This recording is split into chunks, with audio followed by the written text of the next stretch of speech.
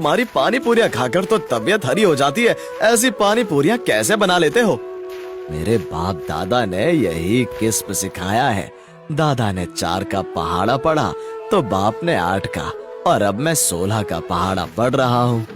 ये सुनकर ग्राहक हंसने लगता है और नारायण पर ताना मारते हुए कहता है, मगर तुम्हारा बेटा तो कोई और ही पहाड़ा पढ़ रहा है चाचा। वो तो दिन भर अपने आवारा दोस्तों के साथ घूमता रहता है। मुझे नहीं लगता कि वो तुम्हारा काम आगे बढ़ा भी पाएगा। उस नालायक का नाम मत लो। कम बखत का मारा झोपड़ी में रहकर महलों के ख्वाब देखता रहता है।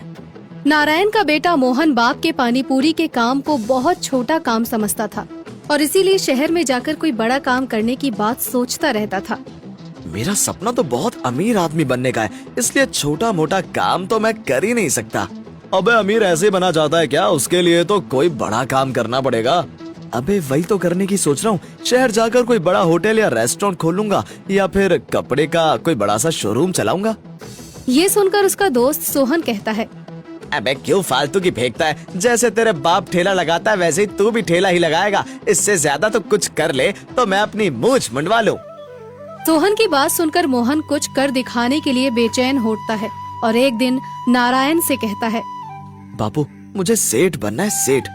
तो बन जा सेठ। मैंने क्या तुझे सेठ बनने से रोक रखा है? सेठ बनने के लिए व्यापार करना पड़ेगा और व्यापार करने के लिए बहुत सारा पैसा चाहिए, इसलिए मैं तुम्हारे बनाए घर और जमीन पर लोन लेना चाहता हूँ। ये सुनकर नारायण को मोहन की मूर्खता पर बड़ा अचरज होता है और साथ ही उसे मोहन पर बहुत गुस्सा आता है, मगर फिर भी वो बुद्धि से काम लेते हुए मोहन को समझाता है। वाह बेटा, तू तो बड़ा होनहार निकला। खुद को सेठ बनाने के चक्कर में बाप को कंगाल करना चाहता है। अगर तेरा धंधा नहीं चला तो चलेगा क्यों नहीं बापू? देखना एरोप्लेन की स्पीड से ऊपर जाऊंगा मैं। ना ना ना, पहले मुझे यकीन दिला, फिर चाहे जो करना। भले घर और जमीन पर लोन लेने के बजाय उन्हें बेच ही देना।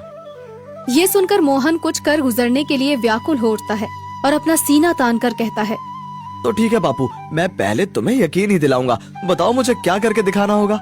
कुछ खास नहीं बेटा, बस 6 महीने मेरा पानी पूरी का ठेला चला कर दिखाना होगा तुझे। अगर तू इसे ठीक से चला पाया तो समझ ले फिर तुझे सेठ बनने से कोई नहीं रोक पाएगा। मुझे मंजूर है बापू। उस दिन के बाद नारायण घर पर आराम करता है और मोहन गांव के बाजार में पानी पूरी का ठेला लगाने लगता है। शुरू के कुछ दिनों तक तो उसका काम में मन नहीं लगता, मगर फिर धीरे धीरे ग्राहकों के मुंह से अपनी प्रशंसा सुनकर उसका काम में मन लगने लग जाता है। अरे मोहन, तुम तो अपने बापू से भी स्वादिष्ट पानी पूरियां बनाते हो भाई। अरे रहने दो, क्यों झूठी तारीफ करते हो? कहीं मेरी तारीफ करने के लिए मेरे सयाने बापू से रिश्वत तो नहीं खाई है? अरे ना ना, तुम्हारी पानी पूरियां सच में ही बहुत स्वादिष्ट हैं। मेरा भरोसा ना हो तो किसी से भी पूछ लो भाई।